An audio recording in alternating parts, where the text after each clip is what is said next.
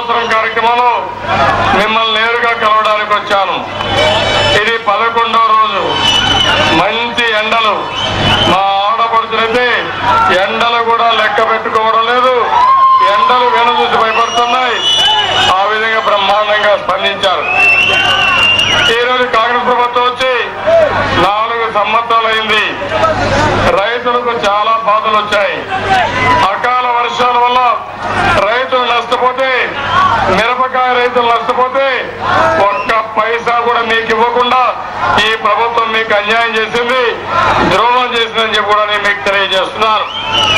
ఇంకో పక్కన ఇక్కడ వరి పండిస్తారు. నేను వరికి 640 రూపాయలు ఇస్తా ఉంటే గోధుమలకు 1000 రూపాయలు ఇచ్చినప్పుడు కాదు, వరికి కూడా 1000 రూపాయలు ఇవ్వాలని గట్టిగా పోరాడాం. 100 రూపాయలు మాత్రం ఇచ్చారు. ఇప్పుడైతే ధరలు నిర్ణయించే సంఘం కూడా 1000 రూపాయలు ఇవ్వాలని రికమెండ్ చేసిన కాంగ్రెస్ నాయకులు ఇంకా ఇవ్వడం లేదు. నేను ఒకటి హామీ ఇస్తున్నా, మీకు 1000 రూపాయలు క్వింటాలకు వరకు వచ్చే వరకు మీ తరపున నేను పోరాడతాను, న్యాయం చేపిస్తాను. ఇంకో పక్కన తమ్ముడు మీ అభిమానం ఎక్కువైపోయి రాళ్ళు కూడా వేస్తున్నారు, జాగ్రత్తగా ఉండండి. అదే మరిగా రైతు రుణాలన్నీ మాఫీ చేయాలి. నేను ఒకటే డిమాండ్ చేస్తున్నాను, ఎవరు కూడా రుణాలు కట్టదండి. రుణాలు మాఫీ అయ్యే వరకు మీకు అండగా మేము ఉంటాం, రుణాలు మాఫీ చేపిస్తానని కూడా నేను తెలియజేస్తున్నాను. ఇదే కాకుండా ఈరోజు కరెంటు కూడా సక్రమంగా రావడం లేదు, ఇళ్లకు సరిగా రాలేదు, వ్యవసాయానికి సరిగా రాలేదు. అందుకని వ్యవసాయానికి తప్పనిసరిగా 9 గంటలు, ఇంకా అవసరమైతే 12 గంటల వరకు ఇచ్చి పగటి పూట ఉచిత కరెంట్ ని, నాణ్యమైన కరెంటు మీకు ఇప్పిస్తాం. ఆ విధంగా అనుకుంటాం. ఇంకో పక్క పేదవాళ్ళు ఉన్నారు, ఇళ్లకు కరెంటు సరిగా లేకుండా ఇచ్చిన రేట్లు పెరిగి బాధపడుతున్నారు. ప్రతి ఒక్క పేదవాళ్ళకి 50 యూనిట్లు కరెంటు ఉచితంగా ఇప్పిస్తామని చెప్పి హామీ ఇస్తున్నారు. మా ఆడపడుతుల వ్యాపారి ధరలమ్మా, ఆ విషయానికి వచ్చారమ్మా. ధరలు విపరీతంగా పెరిగిపోయినాయి తండ్రి. మీరంతా కూడా చాలా కష్టపడుతున్నారు. 300% పెరిగాయి.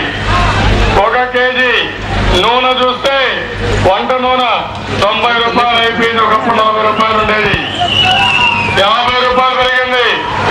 బియ్యం పెరిగింది, పప్పులు పెరిగాయి, కూరగాయలు పెరిగాయి, అన్ని పెరిగిపోయినాయి.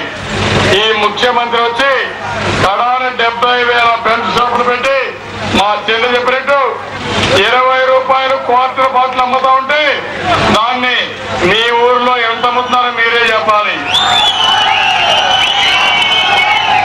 బెల్ట్ షాప్ లో 70 రూపాయల 50 రూపాయల 60 రూపాయలు అమ్ముతున్నారు. ఎన్ని షాపులు ఉన్నాయి మీ ఊర్లో? 2 షాపులు ఉన్నాయి, 3 ఉన్నాయి.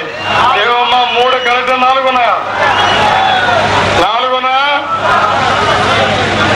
మీరు చూస్తా ఉంటే ఈ విధంగా తాగడానికి రాజశేఖర రెడ్డి మంచినీళ్ళు ఇవ్వలేడు కానీ అందరికీ చీప్ లిక్కర్ మాత్రం 70-80 రూపాయలకి అమ్ముతాడు, అందరికీ ఇస్తున్నాడు. తమ్ముళ్ళు, మీరు బాగుపడాలి, మీ ఆరోగ్యం బాగుండాలి.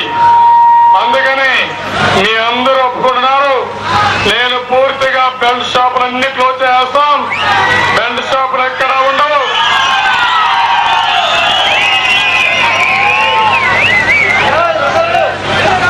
ఆ బెల్ట్ షాపులన్నీ పూర్తిగా మాఫీ చేస్తామని చెప్పి కూడా నేను మీకు వదులుమా వదిలేండి.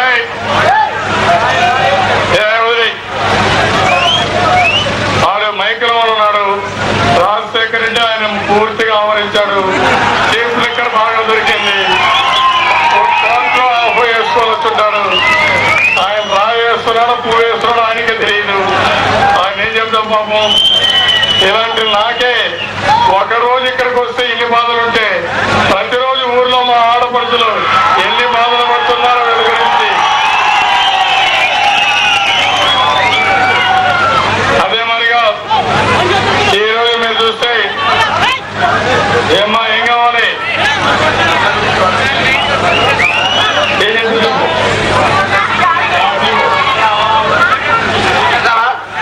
మాట్లాడతారా ఏమ్మా?